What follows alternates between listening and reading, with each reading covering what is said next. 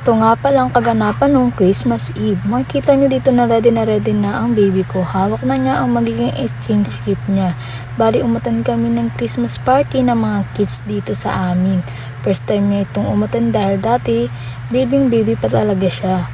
Lumabas na kami at magsisimula na nga ang party at ito na nga ang baby ko, basta may tunog o music, automatic sasayaw yan siya. Kaya ayun, willing-willing sa kanyang mga tao. Ang cute-cute niya kaya. Nagsimula lang nga ang party, pinaupo na ang mga bata at nag-pray muna sila. After that, first game na stop dance. Syempre, sumali agad ang anak ko, basta sayaw, game na game siya. Nakikita niya kasi yung mga bata na sumasayaw, kaya ginagaya din niya. At ang nakakatawa, pag stop ng music, tumitigil din siya. Ang cute talaga.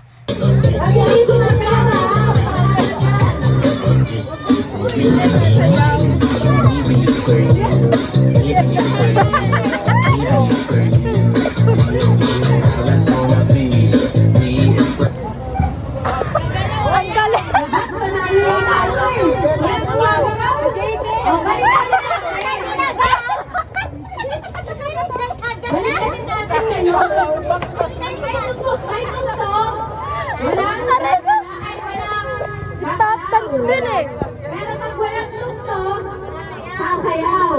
Okay? Sa ibang palaro, hindi na muna kami sumali kasi hindi pa niya kaya makipagsabayan sa mga malalaking bata. Nagpalabunutan din sila, may cash prize na 50 pesos pero sayang hindi kami nabunot. Malas talaga minsan. Pero okay lang, may consolation prize naman. Candy na may kasamang tumbler pa, ayos na rin. Sayaw-sayaw pa rin siya kahit medyo nagmamaktol na. Talagang enjoy siya sa party. After ng mga games ng kids, ito namang palayok. Nakakatuwa panoorin kasi sobrang saya ng mga bata. Ramdam mo talaga yung saya ng Pasko.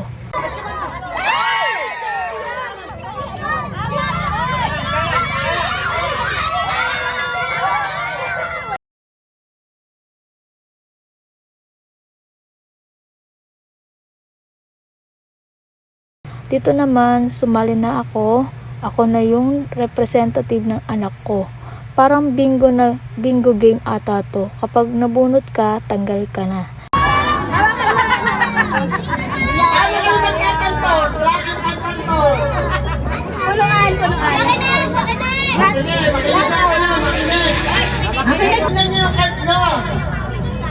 Ang mananalo, matibay. Magkakaroon ng 200. Example, 55. Sa letter G, 55.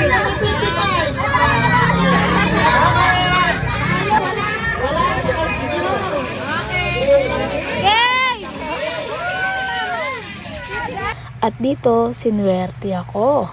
Nanalo ako ng 200 pesos. Bawidin. Thank you talaga sa mga nag-sponsor ng game at sa pamasko ng mga bata.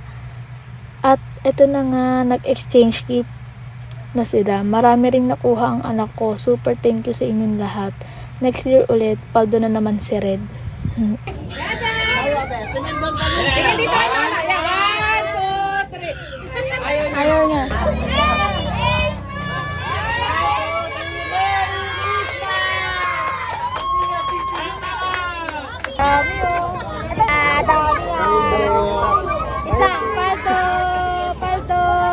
Isang paldo.